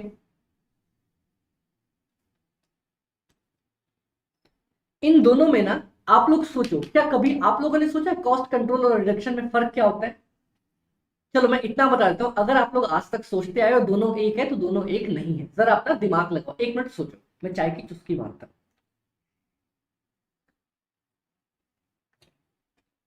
सोचो सोचो, दिमाग लगाओ, एक और चुस्की मारता हूं, तब तक और सोचो। वाह, सोचो, सोच लिया, हाँ नहीं दिमाग लगा कोई बात नहीं, मैं हूं ना यहाँ पे। आपके अमित भाई क्यों बैठे हैं, जब तक मैं हूं ज्यादा टेंशन नहीं लेनी है किसी भी चीज में, हम सब कुछ समझेंगे, सब कुछ सॉल्व करेंगे।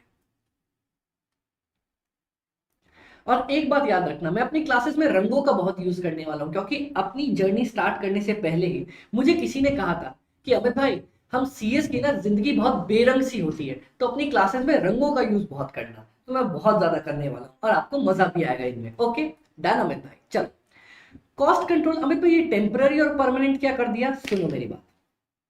आपने देखा आपकी कॉस्ट कितनी थी, 1,000 रुपए, ठीक है, आपको चाहिए कितनी थी, 800 रुपए, ठीक है।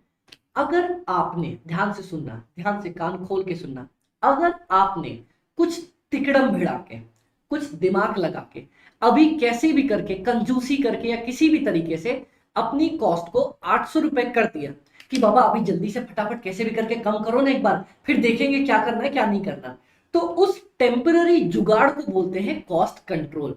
और आपने कोई ऐसी बड़ी टेक्निक्स लगाई कि अब मैं बताता हूं, जिसे आपने पता है क्या किया, आपने अभी देखा 1,000 रुपए मेरे खर्चे आ रहे हैं, मेरे को क्या करना है 800 रुपए करने हैं, तो आपने हर जगह कंजूसी करी, कोई इधर कम लगाया उधर कम लगाया, ये किया वो किया, और करके 800 रुपए अपना प्राइस ले आए, ठीक है। इसको बोलते हैं कॉस्ट कंट्रोल। अब कॉस्ट रिडक्शन सुनो, अमित भाई कॉस्ट रिडक्शन भी तो ऐसा कुछ नहीं है, हाँ है, लेकिन परमानेंट बेसिस पे। तो बोले क्या अमित भाई, सुनना, 1,000 रुपए खर्चा आ रहा था, हाँ, आप ना अपने बॉक्स को कोई गिफ्ट भेजते थे, कोई मान लो प्रोडक्ट, उसको बेमतलब 2 बार पैक करते थे, एक बार पैक किया फिर उसमें पन्नी लगाई, फिर दोबारा से पैक किया, फिर पैक पन्नी लगाई, फिर पैक किया, बेमतलब डबल ट्रिपल लेयर पैकिंग कर रहे थे। और आपको आगे जाके पता चला बाबा अगर मैं एक बार भी अच्छे से पैक करके दूं ना तब भी मेरा काम बन जाएगा। तो आपने क्या किया, वो जो 2 बार पैकिंग करते थे ना, 2 बार पैक करना अपना कैंसिल कर दिया, उसकी वजह से मेरे पैसे कम हो गए 200 रुपए। इसको बोलते हैं परमानेंट कॉस्ट कम करना, मतलब कॉस्ट रिड्यूस करना। अच्छा अमित भाई, तो ये एकदम थिन लाइन देखो, कितनी थिन लाइन, ये बाल बराबर लाइन दिख रही है, थिन लाइन, ये इतना ही फर्क है कॉस्ट कंट्रोल और कॉस्ट रिडक्शन में। कॉस्ट कंट्रोल मतलब अगर बच्चा बदमाश हो रहा है तो उसको कंट्रोल नहीं करते, बाबू बदमाशी नहीं, ये हुआ कंट्रोल। कॉस्ट रिडक्शन, उसको शुरू से ही ऐसे संस्कार दिए कि बदमाशी करेगा ही नहीं बच्चा, that is known as cost reduction. I hope ये प्यारे एग्जांपल से आपको समझ में आएगा। कॉस्ट कंट्रोल, बाबू बदमाशी नहीं, ऐसे करके डराना, दिस इज कॉस्ट कंट्रोल। और कॉस्ट रिडक्शन, शुरू से ही ऐसे संस्कार देना कि बाबा बाबू आप अच्छे बाबू हो ना, घर जाओगे तो किसी के बदमाशी नहीं करते ना, बिल्कुल बदमाशी नहीं करते। This is known as cost reduction. समझ में आया? हाँ अमित भाई, डन डन। एक परमानेंट है, एक टेम्पररी है। ओके ओके अमित भाई, डन डनाडन डनाडन डन।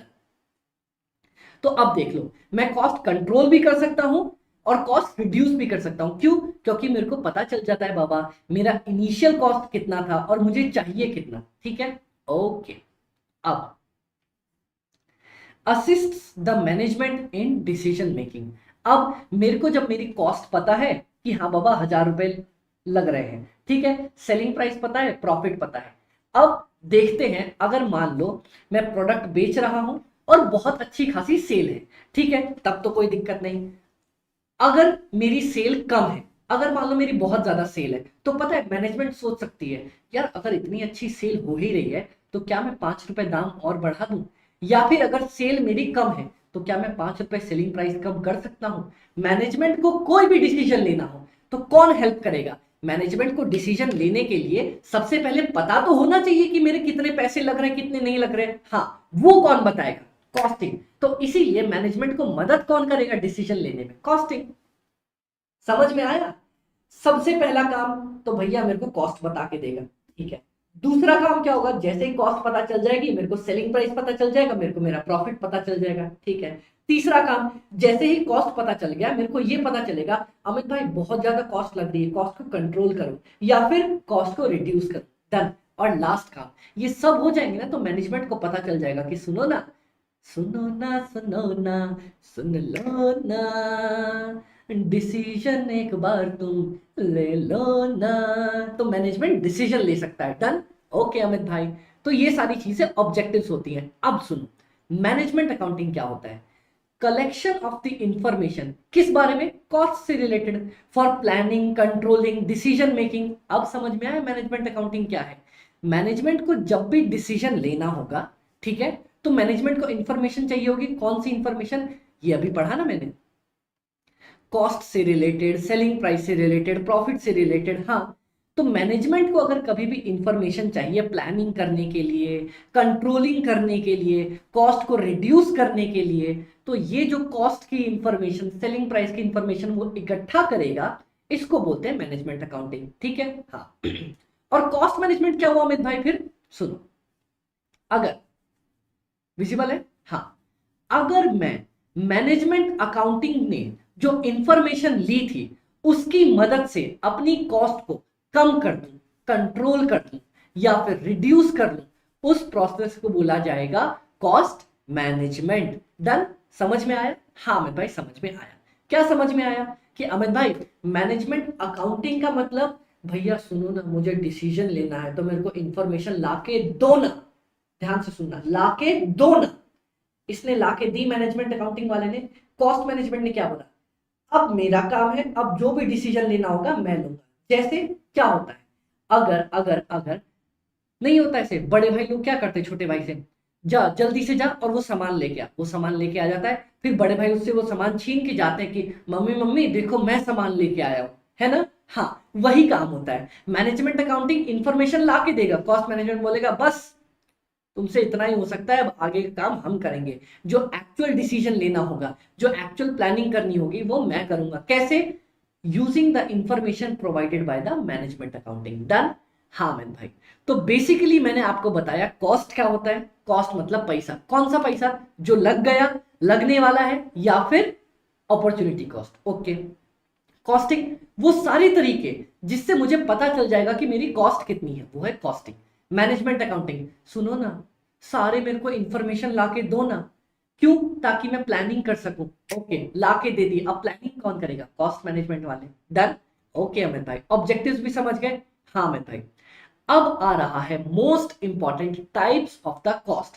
कि कॉस्ट कॉस्ट तो सब बोले, कॉस्ट कॉस्ट तो सब बोले, कॉस्ट है क्या? अमित भाई कॉस्ट तो आपने मान लो चलो बता भी दिया कि कॉस्ट मतलब जो पैसा, अरे जो पैसा मैंने दे दिया, गिवन ऑलरेडी, ठीक है, या देना है, टू बी गिवन, ये दोनों तो है, प्लस इनके साथ एक बहुत प्यारी आपने कंसेप्ट जुड़वाई जिसका नाम था अपॉर्चुनिटी कॉस्ट। ठीक है, हाँ अमित भाई ये दोनों तो हम समझ गए। अब बताओ और अगला क्या। ये तो कॉस्ट की डेफिनेशन हुई।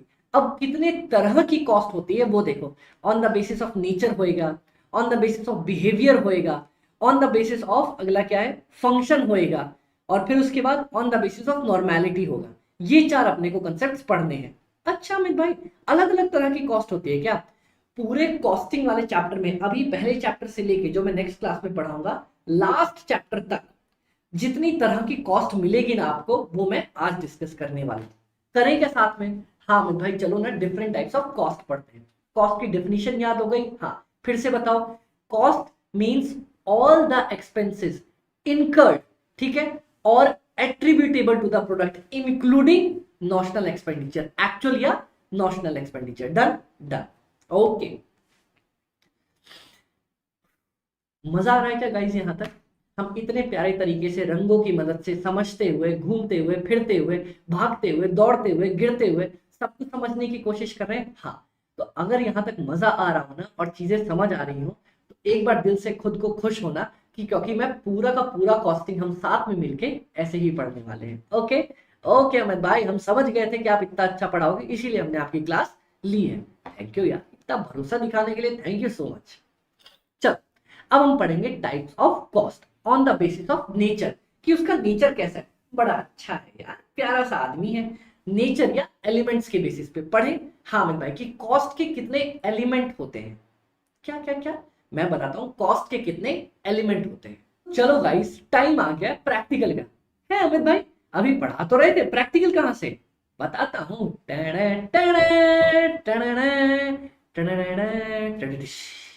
ये दिखा अमित भाई, ये कहाँ से क्या उठा के ले आए?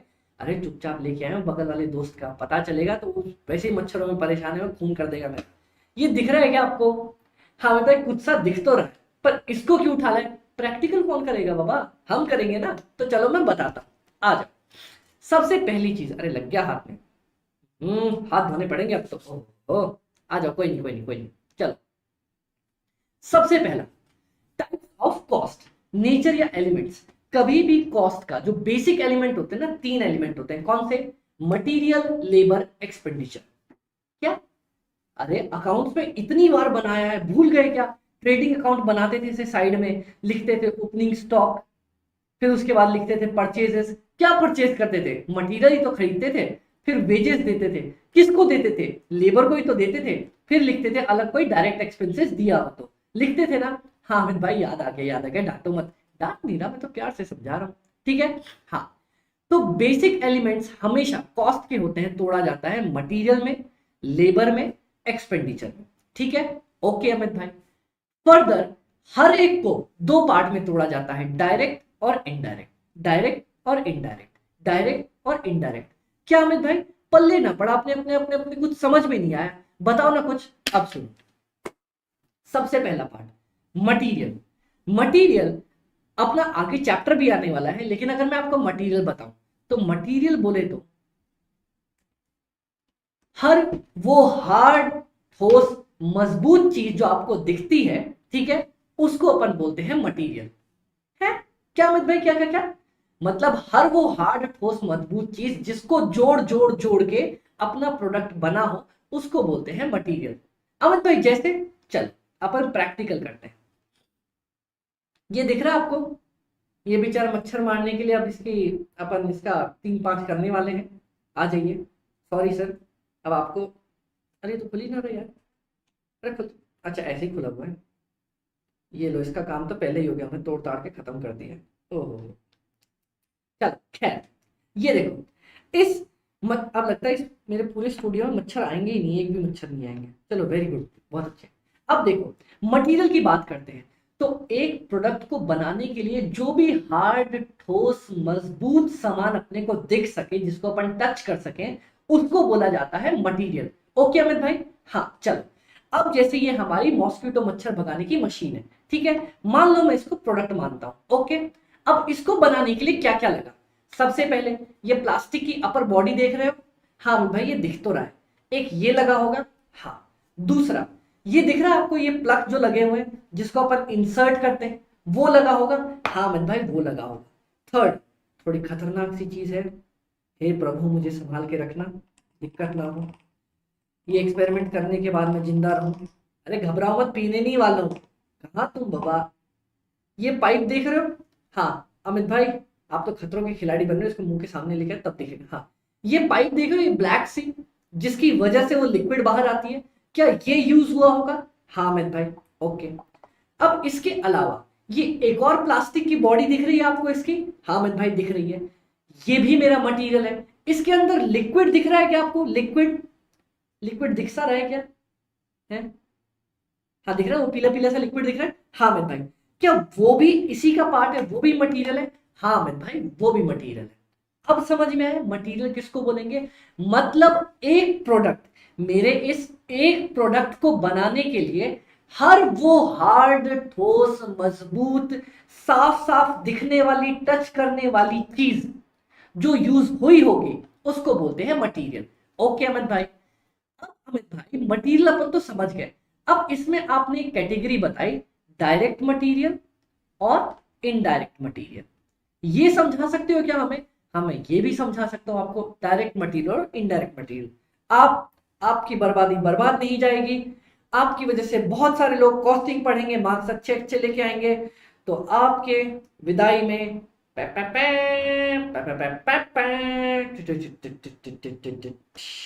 खत्म। Sorry sir, I am sorry बाबू, खत्म हो गया बेचारा। चल अब तो खराब, उसको घर ले जाऊंगा, दोस्त को पता नहीं चलना चाहिए। कहीं आप लोगों में से कोई ये वीडियो शेयर कर दो दोस्त के साथ, बहुत कूटेगा मेरे को, बहुत धोएगा। ठीक है डन, चल हाथ धो लूंगा मैं। वैसे धोने की जगह एक काम करते हैं अपन, कुछ पड़ा है क्या अपने पास, देखते हैं। ये रहा ना, सैनिटाइजर है, तो जब तक पढ़ा रहे तब तक इसको यूज कर लेते हैं।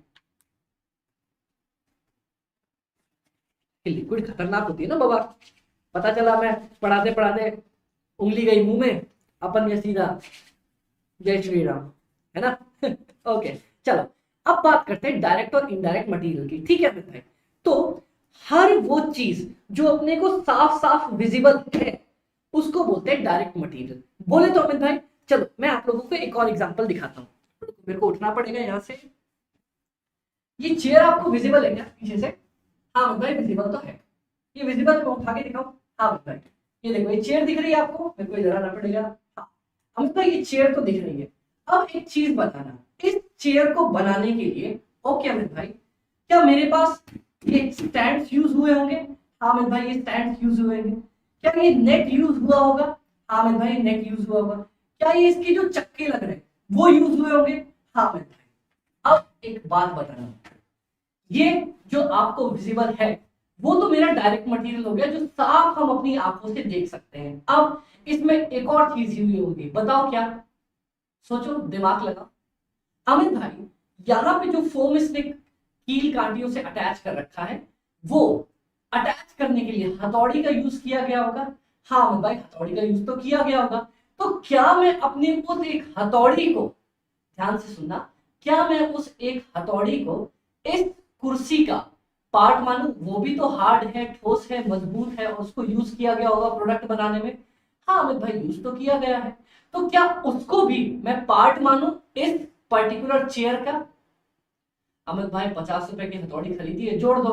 अरे बाबा मैंने क्या बोला, डायरेक्ट मटेरियल वो जो मैं डायरेक्टली अपने इस एक प्रोडक्ट, एक बोले तो सिंगल प्रोडक्ट के साथ लिंक कर सकूं। जैसे अब इस एक कुर्सी के साथ, वापस से हम इसको जरा उठाते हैं, इस एक कुर्सी के साथ देखो ये एक पार्ट, हाँ एक कुर्सी में क्या दो हैंडल्स लगेंगे? हाँ मेरे को पता है। हाँ एक इतना पार्ट ऑफ नेट लगेगा। हाँ अमित भाई एक फोम लगेगा नीचे बैठने वाला। हाँ अमित भाई ये अपने को पता है। हाँ अमित भाई पता है अपने को। तो एक कुर्सी के साथ ये वाले पार्ट्स अपने फिक्स्ड है। हाँ अब सुनो, जो मैं हथौड़ी लेके आया, क्या उस एक हथौड़ी से मैं लाखों कुर्सियां नहीं बनाने वाला हूं? ऐसा करने वाला क्या? एक हथौड़ी लाए, यूज करी, फेंक दी उसको, ऐसा करोगे? एक कुर्सी बनाई फेंक दी, फिर नया हथौड़ी लेके आए? नहीं नहीं नहीं अमित भाई, अपन ऐसा नहीं करने वाले। अपन क्या करने वाले हैं, अपन उस हथौड़ी से बहुत बहुत बहुत सारी कुर्सियां बनाने वाले। तो ये जो आप टेक्निक यूज करते हो कि एक किसी मटेरियल को यूज करके बहुत सारे प्रोडक्ट्स बनाए, तब वो मटेरियल जाके मेरा इनडायरेक्ट मटेरियल बन जाता है। समझ में आया? अच्छा अमित भाई ऐसा होता है क्या? हाँ, अब एक और एग्जांपल लेता हूं, जैसे ग्लू का एग्जांपल। गोंद है, हाँ, आपने गोंद ऐसे उंगली में निकाली, ऐसे ऐसे लगाई, ऐसे लपेटा और काम खत्म किया, ठीक है। हाँ अमित भाई, क्या आपको पता है क्या कि एक कुर्सी बनाने में मेरे को 1 मिलीग्राम गोंद लगी है? नहीं अमित भाई, वो तो ऐसे ही गोंद का डब्बा पड़ा रहता है, निकालते ऐसे लगाते लपेटते ऐसे ऐसे काम किया, अपना बन गया। गोंद is also, glue is also one of my indirect material. क्यों? क्योंकि मैं ये नहीं बता सकता बाबा कि एक कुर्सी बनाने के लिए मुझे कितनी ग्लू की रिक्वायरमेंट होगी। मैं ये तो बता सकता हूँ कि सर मेरे को 1 मीटर ये कपड़ा चाहिए, मेरे को एक फोम का गद्दा चाहिए, मेरे को 2 इसके हाथ के ऐसे हैंडल्स चाहिए, ऐसे वाले हैंडल्स, हाँ वो चाहिए, जिसकी मदद से मैं ये कुर्सी बना सकता हूँ और आपके पास ऐसे धीरे धीरे आ सकता हूँ, है ना? हाँ अमित भाई, तो जो मटेरियल डायरेक्टली मेरे प्रोडक्ट से लिंक्ड हो, मतलब कि प्रोडक्ट से लिंक मतलब एक प्रोडक्ट बनाने के लिए कितना मेरा रॉ मटेरियल चाहिए, मेरे को डन पता हो, मेरे डायरेक्ट मेरे प्रोडक्ट पे विजिबल हो, उसको मैं बोलूंगा डायरेक्ट मटेरियल। और जो विजिबल ना हो, जिसको मैं लिंक नहीं कर सकता, उसको बोलूंगा इनडायरेक्ट मटेरियल। एक और एग्जांपल उठा दूं? हाँ मैं उठा। अब देखो इसके साथ खोल पड़ी तो मैं कर नहीं सकता, बेचारा नया सा जूता है। आपको क्या ये जूता दिख रहा है क्या अच्छा सा? हाँ भाई बड़ा सेक्सी सा जूता है तो सही। चल ये देखो, ये एक जूता है, हाँ भाई शूज है। अब इस शूज को बनाने के लिए मेरे पास क्या क्या लगा होगा? एक ये सोल दिख रहा है, सोल लगा होगा, ये जो नीचे ठोस मजबूत सोल दिख रहा है वो लगा होगा। हाँ अमित भाई, एक जूते पे एक सोल, ओके। लेसेस, एक जूते पे एक लेस, डन, ओके। उसके बाद ये जो पीछे ये बकल लगा हुआ है, ये कुछ स्टाइल के लिए, एक जूते पे एक लगेगा, डन। हाँ अमित भाई हाँ। अब इसकी सिलाई के लिए, ये जो सिलाई के लिए धागा यूज हो रखा है इसमें, क्या मेरे को पता है क्या कि इतना सा धागा चाहिए, कि उतना सा धागा चाहिए, कि कितना सा धागा चाहिए? नहीं, धागा पड़ा रहता है, धन धन धन धन धन धन, मशीन में डाला, सील दिया, काम हो गया। पेस्ट करने के लिए, इसको चिपकाने के लिए कितनी ग्लू की रिक्वायरमेंट थी? किसी को आइडिया है? कोई नहीं है। वो ग्लू थी, इससे इससे इससे इससे लगाया, चिपका दिया, डन। हाँ अमित भाई, तो जूते के जो मेरा ये सोल है डायरेक्ट मटेरियल, जो लेसेस हैं डायरेक्ट मटेरियल, जो ये पार्ट है डायरेक्ट मटेरियल, पर जो मेरी ग्लू है मेरा इनडायरेक्ट मटेरियल, जो मेरा धागा यूज किया गया वो है इनडायरेक्ट मटेरियल, ओके। हाँ अमित भाई, अब जाके समझ में आया फाइनली डायरेक्ट मटेरियल और इनडायरेक्ट मटेरियल में क्या फर्क है। तो देखो, आपको समझाने के लिए इतनी मशक्कत करी अपन ने, लेकिन आई होप आप लोग अच्छे से समझ गए होंगे। हाँ अमित भाई, अपन समझ तो गए, very good very good very good. अब सुनना, फिर से वापस से इन विचारों को बुलाते हैं, आ जाओ सर। हाँ, अब आप जैसे ये देख रहे हो ना कि इन्होंने क्या किया, यहाँ पे इन सब चीजों को मटेरियल है, हाँ, इनको वापस से असेंबल करने के लिए, जोड़ने के लिए, मेरे जूते को सिलाई करने के लिए, पेस्ट करने के लिए कोई लेबर की रिक्वायरमेंट होगी। किसी मजदूर ने मेहनत करी होगी ना कि सर मैं अपनी जान लगा दूंगा, पूरा मेहनत करूंगा, अच्छे से बनाऊंगा, अपनी जान लगा दी होगी। हाँ भाई, जान तो लगा दी।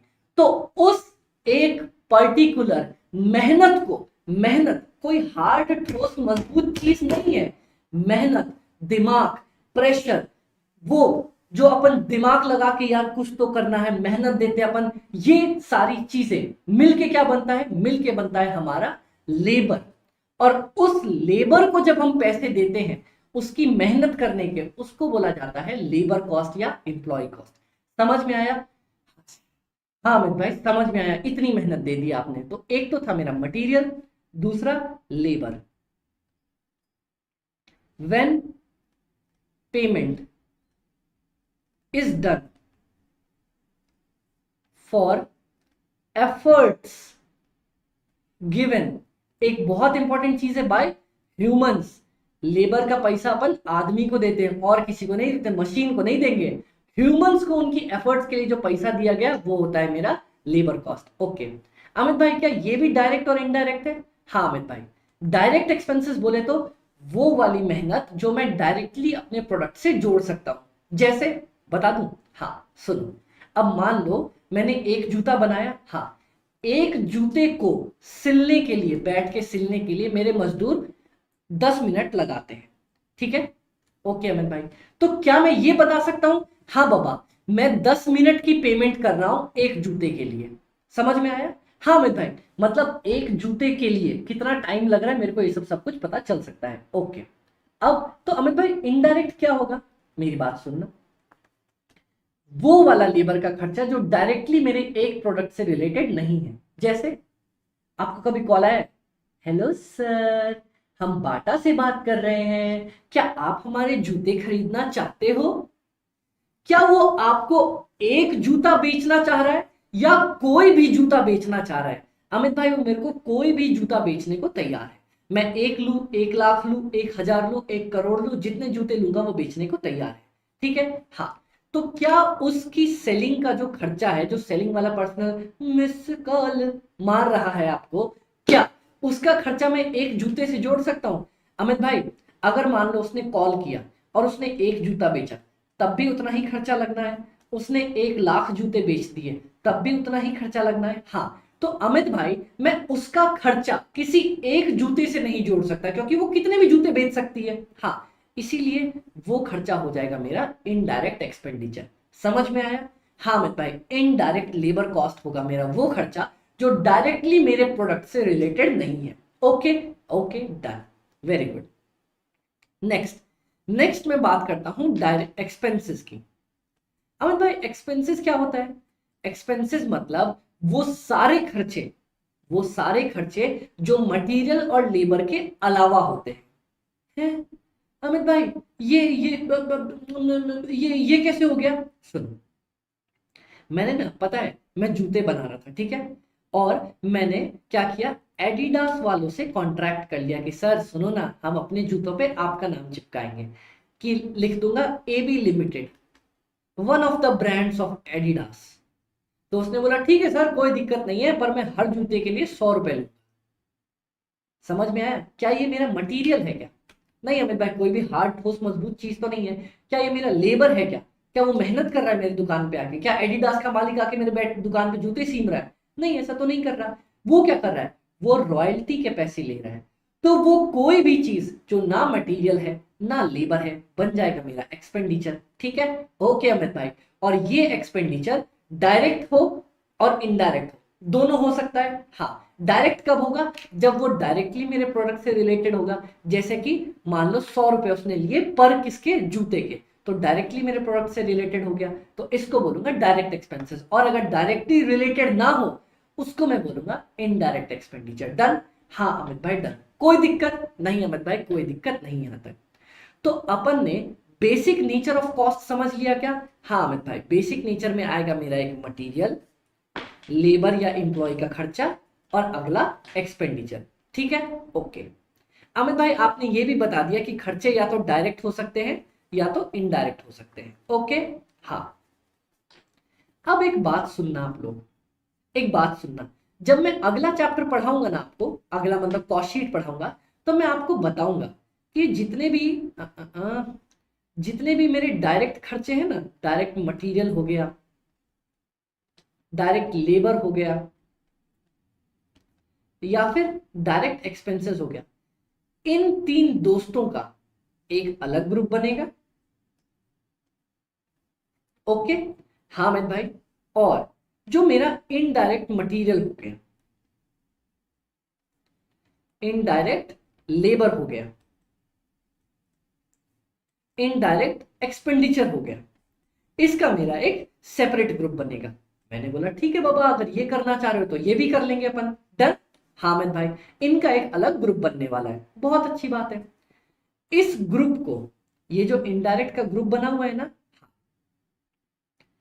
इस ग्रुप को ध्यान से सुनना, इस ग्रुप को मैं नाम देता हूं प्राइम कॉस्ट का। अच्छा, और इस ग्रुप को नाम देता हूं ओवरहेड्स का। है अमित भाई, क्या क्या क्या क्या क्या, एक बार फिर से बोलो, मजा सा आया सुनने में। जो भी मेरे डायरेक्ट खर्चे हैं, direct material, direct labour, direct expenditure, उनको एक अगर मैं ग्रुप बना दूं तो उस ग्रुप को बोला जाएगा मेरी प्राइम कॉस्ट। प्राइम कॉस्ट मतलब सबसे पहली कॉस्ट, सबसे इंपॉर्टेंट कॉस्ट, सबसे जरूरी कॉस्ट। ठीक है अमित भाई डन, ये समझ में आ गया। और उसके बाद ये देखो जो मैंने लिखवा रखा है, क्या लिखवा रखा है, ऑल द इनडायरेक्ट एक्सपेंसेस, जितने भी मेरे इनडायरेक्ट एक्सपेंसेस है ना, चाहे इनडायरेक्ट मटेरियल हो, इनडायरेक्ट लेबर हो, इनडायरेक्ट एक्सपेंस हो, इन सबको जोड़ दूंगा तो ये बनेंगे मेरे ओवरहेड्स। ठीक है, और ओवरहेड्स को फर्दर मैं 3 पार्ट्स में तोड़ूंगा। क्या क्या क्या क्या क्या अमित भाई, अभी तो 3 ही थे ना, ये क्यों वापस जोड़ तोड़ क्यों मचाना? सुनो मेरी बात, जो भी इनडायरेक्ट मटेरियल है ना, indirect material, indirect labour, indirect expenses, हाँ, ये मेरे 3 जगह पे लग सकते हैं। बोले तो अमित भाई सुनो, या तो मेरा इनडायरेक्ट खर्चा हो सकता है कब? फैक्ट्री के अंदर। ओके, या तो मेरा इनडायरेक्ट खर्चा हो सकता है ऑफिस के अंदर। ऑफिस नहीं होता जहां पे लोग बैठ के कॉल वॉल करते हैं, मीटिंग्स होती हैं वो वाली, हाँ। या तो मेरा इनडायरेक्ट खर्चा लग सकता है किसके ऊपर? सेलिंग के ऊपर, सामान बेचने में, सेलिंग एंड डिस्ट्रीब्यूशन में। ओके, हाँ।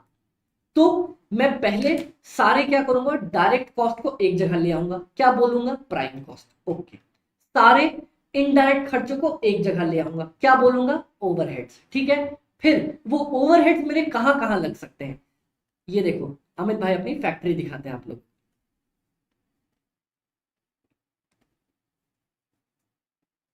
ये फैक्ट्री है मेरा, ये धुआं निकल रहा है, काम हो रहा है। ठीक है, अगर फैक्ट्री के अंदर खर्चे लगे तो मैं उसको बोलूंगा फैक्ट्री ओवरहेड्स। ओवरहेड्स मतलब इनडायरेक्ट खर्चे, समझ में आ गया? अगर ऑफिस के अंदर लगे तो मैं उसको बोलूंगा एडमिन ओवरहेड्स, एडमिन का खर्चा, एडमिन बोले तो ऑफिस का खर्चा। और सेलिंग पे लग गए तो सेलिंग एंड डिस्ट्रीब्यूशन ओवरहेड। समझ में आया?